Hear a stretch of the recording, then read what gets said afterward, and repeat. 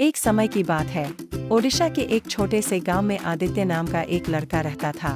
आदित्य एक अनाथ था जिसका पालन पोषण उसकी दादी ने किया था, जो एक बुजुर्ग महिला थी जो अपनी दयालुता और बुद्धिमत्ता के लिए जानी जाती थी। जीवन में कठिनाइयों का सामना करने के बावजूद जब आदित्य गांव के स्कूल से लौट रहा था, उसने देखा कि बच्चों का एक समूह एक आवारा कुत्ते को छेड़ रहा था। यह दृश्य सहन करने में असमर्थ होने के कारण वह कुत्ते को बचाने के लिए दौड़ा और कड़ी नजर से बदमाशों को दूर भगाया। कुत्ते ने आदित्य के हस्तक आभारी होकर अपनी पूंछ हिलाई और उसके पीछे पीछे घर चला गया। आदित्य ने कुत्ते का नाम स्पर्श रखा, जिसका अर्थ है स्पर्श, उनके बीच साझा संबंध के प्रतीक के रूप में। उस दिन के बाद से आदित्य और स्पर्श अविभाज्य साथी बन गए। उन्होंने एक साथ गांव का पता लगाया और आदित्य का दया भी फैला हुआ था। चिलचिलाती गर्मी में गांव को गंभीर जल संकट का सामना करना पड़ा। कभी बहने वाली नदी सूख गई थी, जिससे ग्रामीण निराशा में थे। बुजुर्ग संभावित समाधानों पर चर्चा करने के लिए एकत्र हुए, लेकिन कोई भी व्यवहार्य नहीं लगा। आदित्य ने उनकी बातचीत सुनकर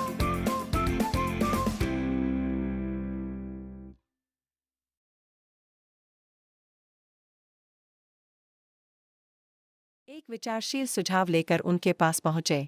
हम गांव के बाहरी इलाके में एक कुआं क्यों नहीं खोदते? आदित्य ने प्रस्ताव रखा। मैंने इसके बारे में स्कूल की एक किताब में पढ़ा है। इससे हमें पानी खोजने में मदद मिल सकती है। बुजुर्गों को शुरू में संदेह था, लेकिन आदित्य के दृढ़ संकल्प और आशावाद ने उन्हें इसे आजमाने के लिए मना लिया। ग्रामीणों, युवाओं और बूढ़ों की मदद से उन्होंने एक कुआं खोदने का कठिन काम शुरू किया।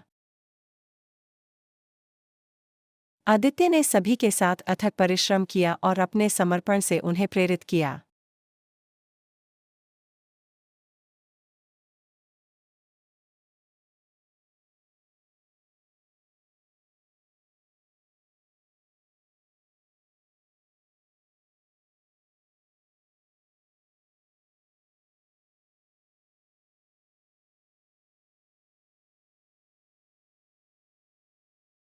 दिन हफ्तों में बदल गए और कुआं धीरे धीरे आकार लेने लगा। जब गांव वाले उम्मीद खोने ही वाले थे, तभी आदित्य ने पानी फेंक दिया। जयकारें गूंज उठीं और गांव जीवन के नए स्रोत से खुश हो गया।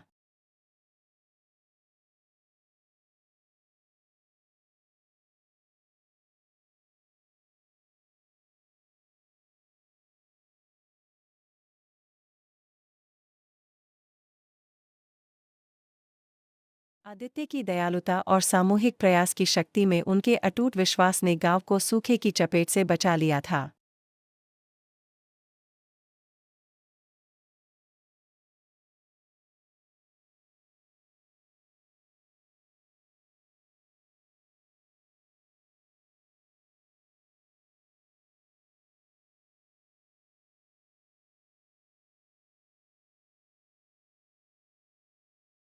आदित्य के वीरतापूर्ण कार्य की बात गांव से बाहर फैल गई।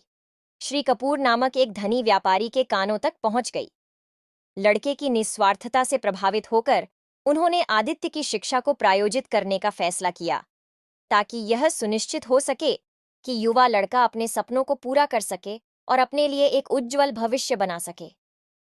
जैसे जैसे आदित्य बड़ा होता गया, वह अपनी दादी द्वारा दिए गए मूल्यों और वफादार कुत्ते स्पर्श से सीखे गए सबक को कभी नहीं भूला, जिसने उसके दिल को छू लिया था।